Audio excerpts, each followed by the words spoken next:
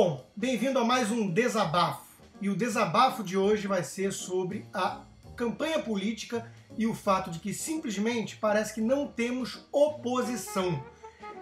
A reação do presidente Lula ao ser cabo eleitoral de sua marionete Dilma Rousseff, né, lembrando que a disputa não se dá entre Lula e José Serra, e sim entre Dilma, que é uma espécie de envelope fechado, como diz o próprio José Serra.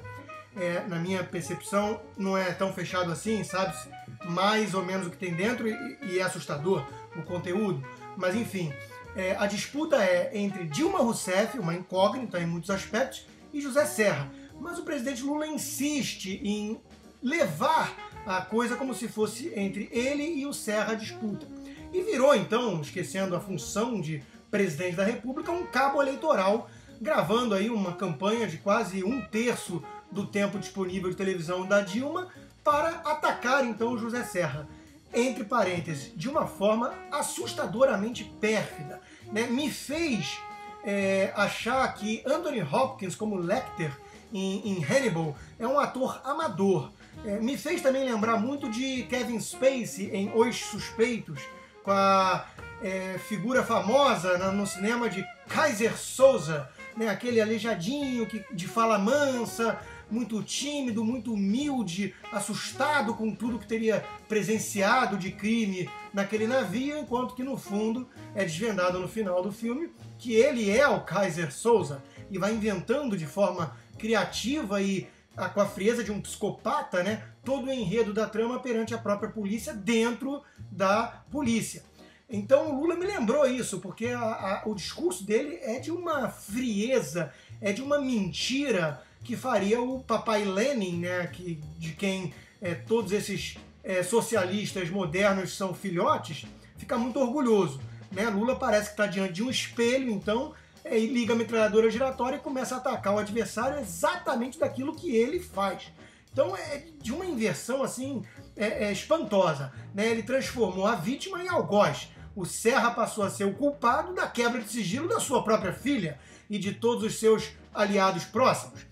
Né? E Lula não, Lula é um altruísta que pensa só no bem do país e não nas coisas mesquinhas do individualismo egoísta e que quer então elevar o nível da campanha eleitoral. Sobre isso, inclusive, eu queria falar algumas coisas também.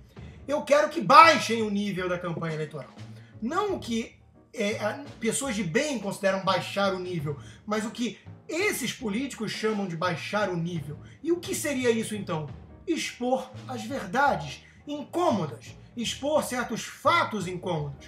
Parece que há uma espécie de acordo tácito entre oposição e situação, né, de que não pode-se então chegar em certas áreas e mexer em certos pontos que representam um calcanhar de Aquiles ali dos seus candidatos. Ora bolas, o eleitor tem direito de saber das falcatruas, dos escândalos e se há sim quebra de decoro, se há sim coisas da vida pessoal dos candidatos que seriam altamente condenáveis para os eleitores, por que os eleitores têm que ficar na sombra? Por que os eleitores têm que ficar no escuro em relação a isso? Balela! Os eleitores têm direito de saber. Inclusive, eu lançaria aqui um desafio.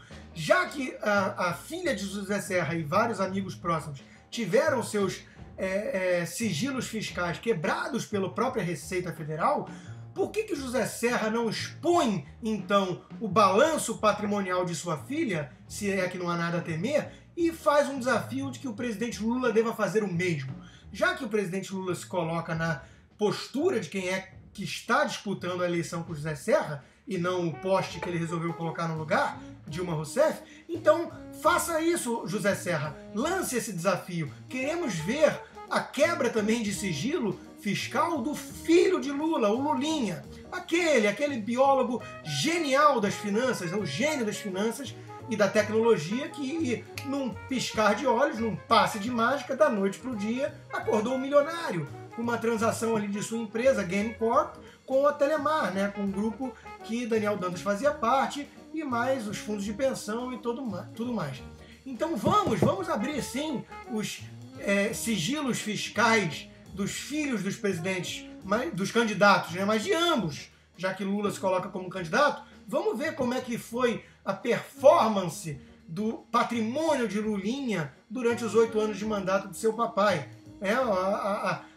Os eleitores têm direito, então, de questionar sobre isso. Não de quebrar o sigilo, porque isso é um preceito da Constituição, ninguém tem o direito. Mas de lançar o desafio, nós temos direito. Queremos ver e queremos mais, queremos oposição.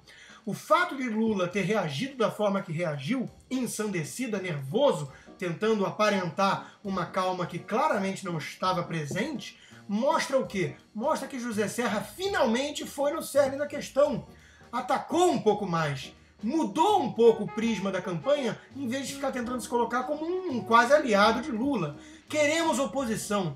E não custa lembrar que se Dilma Rousseff tem 40 e poucos % de intenção de voto, né, significa que mais da metade não a quer no governo. Entre votos nulos, que não querem ela no governo, votos brancos, que são teoricamente indiferentes, e todos os outros votos, né? Marina e José Serra e os outros que chegam a 1% ou menos. Mais da metade não quer Dilma Rousseff. Queremos oposição. É preciso levar isso em conta. As pesquisas gostam muito de falar de voto válido, ignorando sempre os votos nulos, por exemplo, que chegam a 4%, 5% ou mais. São pessoas que não aprovam Dilma Rousseff. Entre eles, soma-se então todos os outros candidatos.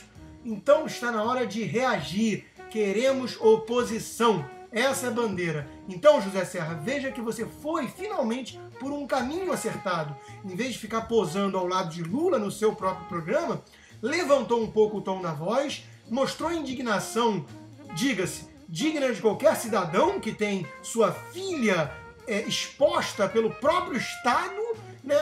E com isso conseguiu então uma reação do PT, que usou o seu principal cabo eleitoral, o presidente Lula, na campanha, mostrando que acusaram o golpe, mostrando que eventualmente pesquisas internas viram que Dilma vai perder intenção de voto com isso. Então está na hora de acordar. O Brasil tem direito a uma oposição. O Brasil quer uma oposição, porque mais da metade não está com Dilma Rousseff. Era esse o desabafo de hoje. Se você concorda, clique em gostei e repasse esse desabafo. Compartilhe dele. É esse o tema de hoje.